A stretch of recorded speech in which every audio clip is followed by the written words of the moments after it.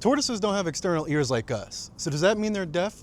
Not even close. The truth is, your tortoise is listening, just not in the way you might expect.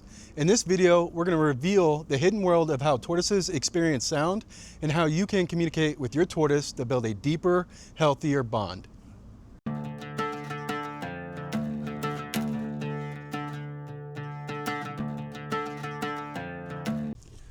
Tortoises don't have external ears like humans to amplify sound waves. Instead, they mainly rely on vibrations felt through the ground to hear.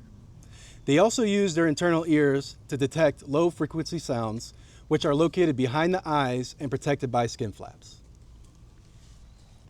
The best way to understand how a tortoise hears is to imagine you are feeling the world through the ground.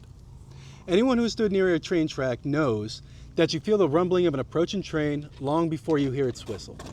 A tortoise's shell and legs resting on the ground are like the train tracks, and the train is an approaching person or predator.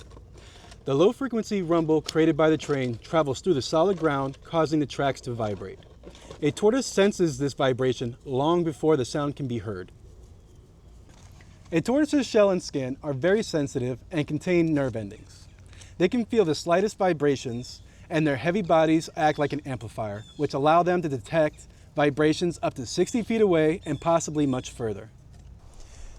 A tortoise's sense of hearing is relatively poor and limited to low frequencies and vibrations, making it significantly less sensitive and complex than human hearing. While humans hear a broad spectrum of pitches, tortoises are more receptive to the rumbly, deep sounds that travel well through the ground, like thunder and loud music, which is crucial for their survival and understanding their environment.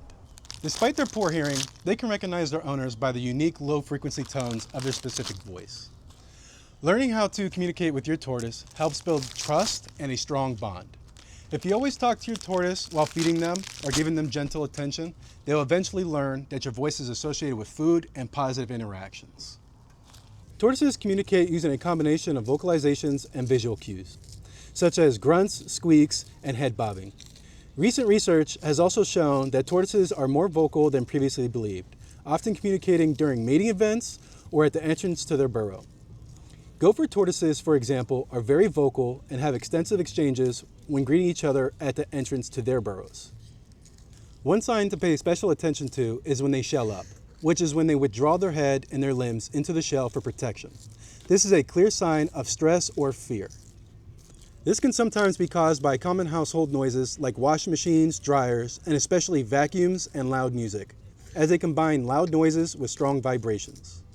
However, as long as they feel safe, they generally adapt to background noises.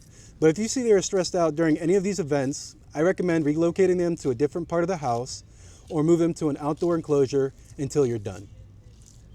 Head bobbing is frequently used as a form of communication in males. This can be a sign of dominance or territorial behavior, but can also be a sign that they're feeling bored or they just want attention. They also communicate through physical contact like ramming and gentle touches, which is important for tortoises, especially during courtship and combat, to communicate their intentions. You have to consider the context of the situation and the target of the ramming to understand what they're communicating. Males often ram each other to establish dominance, to mark their territory, and to secure access to females. Male tortoises ram females to make them retract into the shell so they can initiate mating. This is a normal part of the mating ritual in many species.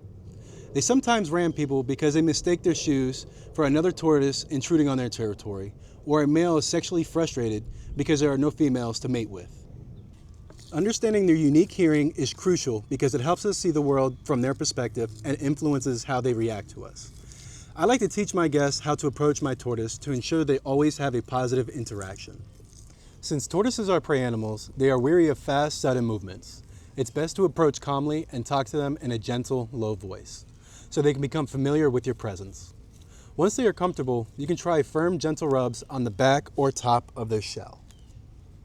Since they're not social animals like cats or dogs, and they become overstimulated easily, I like to keep interactions short and allow them to retreat to a hiding space if they wish. Tortoises are not pets you should pick up to cuddle.